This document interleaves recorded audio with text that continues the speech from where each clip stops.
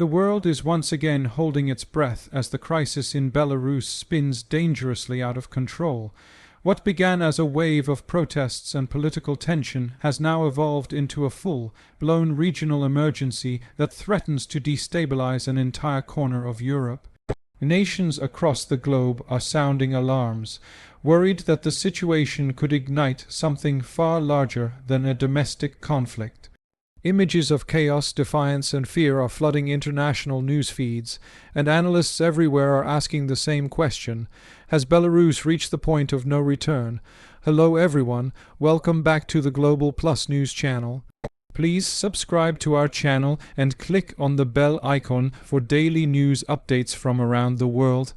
In today's deep dive report, we take you through everything that's unfolding in Belarus, from the scenes on the streets to the hidden tensions behind closed doors, from the performance of the country's political system to the safety concerns now gripping neighboring states. We'll explore the global stakes of this escalating drama and discuss what the world might expect next as the crisis grows more complex by the day. If you step back and observe the exterior picture, the public face of this turmoil, Belarus appears to be a nation on edge. The capital, Minsk, once known for its order and quiet, now looks like a city under siege. Crowds of protesters chant for reform, waving national flags and demanding leadership change, while heavily armed police patrol the streets in full riot gear. Videos circulate of clashes between demonstrators and security forces, tear gas clouding the air, and sirens echoing through the night. This is no longer the controlled image of Belarus that its leadership once projected. It has transformed into a theater of defiance and repression. The government continues to insist that stability will be maintained at any cost, but every new day seems to bring more evidence that control is slipping away. Meanwhile, at the borders, tension rises as neighboring countries grow increasingly nervous. Poland, Lithuania, and Latvia have reinforced their frontier security, fearing that unrest or a refugee wave could spill across. Trucks are stalled for miles, and cross-border trade has slowed to a crawl. The European Union monitors developments with mounting concern, aware that the geopolitical balance of the region is tied to Belarus's fate. This exterior view is one of pressure building from all sides: citizens demanding justice, leaders clinging to power, and foreign governments preparing for fallout. But beyond these visible scenes lies the interior reality, the mood and atmosphere within Belarus itself. Inside the homes and hearts of ordinary citizens, fear mixes with fatigue. Many people are caught between loyalty to a government they have known for decades and frustration with a system that no longer meets their hopes. Independent journalists are being silenced, internet access is restricted, and citizens whisper their opinions carefully, uncertain of who might be listening. The interior of the nation has become a place of anxiety where conversations are cautious and optimism is scarce. Life goes on, but beneath the surface, tension simmers. Shops remain open, schools operate, and people commute to work. Yet everything feels fragile, as if one spark could trigger another wave of unrest. The performance of Belarus politically and economically has been deteriorating sharply. Once considered a relatively stable post-Soviet state with steady industrial output and low unemployment, Belarus now faces a collapsing economy. International sanctions have isolated it from Western markets, key trade agreements have been suspended, and inflation is biting hard. The ruble's value has plummeted, foreign investors are fleeing, and ordinary families find that their salaries no longer stretch far enough to cover basic needs. The government blames foreign interference for these difficulties, but economic experts say the crisis is largely self-inflicted, a product of mismanagement, corruption, and the loss of confidence among both domestic businesses and international partners.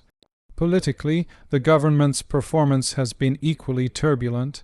Repeated accusations of election fraud have eroded legitimacy, and opposition leaders have been imprisoned or forced into exile. The leadership continues to assert that order will prevail, but each declaration sounds less convincing as protests flare up in new regions. The institutions meant to uphold democracy and law seem paralyzed, and internal divisions within the ruling elite are rumored to be widening. For the people of Belarus, it feels like a system running on fumes, still moving, but without direction or trust. The safety situation, both inside and beyond the country's borders, has become a central concern for world powers. Military readiness levels have been quietly raised, and foreign diplomats are warning of the risk of confrontation. Reports suggest that troops have been repositioned near the western frontier, while neighboring NATO members are conducting surveillance flights and joint exercises. On social media, unverified videos show columns of military vehicles moving through rural areas, fueling speculation about whether a crackdown or an escalation is imminent. For the citizens, safety has taken on a very different meaning. It's no longer about national defense, but about survival in daily life. People worry about being detained for expressing dissent, journalists face harassment, and activists go missing. Safety, once taken for granted, has become a luxury. Internationally, the crisis in Belarus carries safety implications that extend far beyond its borders. The country's close alliance with Russia adds an extra layer of complexity. Any external pressure from the West risks being viewed in Moscow as provocation, while any miscalculation by Minsk could drag the region into a broader standoff. Energy routes, pipelines, and trade corridors that cross Belarus are vital to Europe's economy. If instability disrupts these links, energy prices could surge and supply chains could falter. In this sense, the Belarus crisis is not only a national problem, but a potential flashpoint for the entire continent. What makes the Belarus situation uniquely significant is its position both geographically and politically. Belarus sits like a bridge between East and West, connecting Russia's sphere of influence with the European Union's frontier. Its territory serves as a major transit route for energy pipelines, goods, and military logistics. Because of this, every decision taken in Minsk reverberates through Moscow, Warsaw, Berlin, and Brussels. The unique selling point of this crisis, if one can call it, that is its ability to reshape the map of European security. This is not just another domestic upheaval, it's a test case for how the world handles contested power in the 21st century. Another unique aspect is the way technology and social media have transformed the narrative.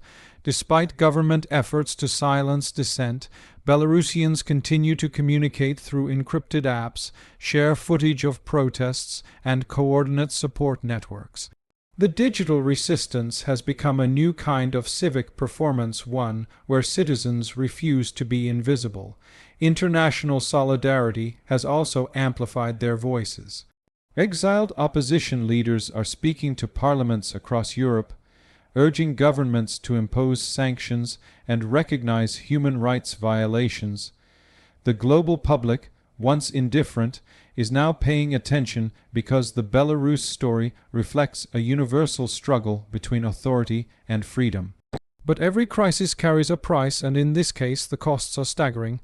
Economically, the country is bleeding billions.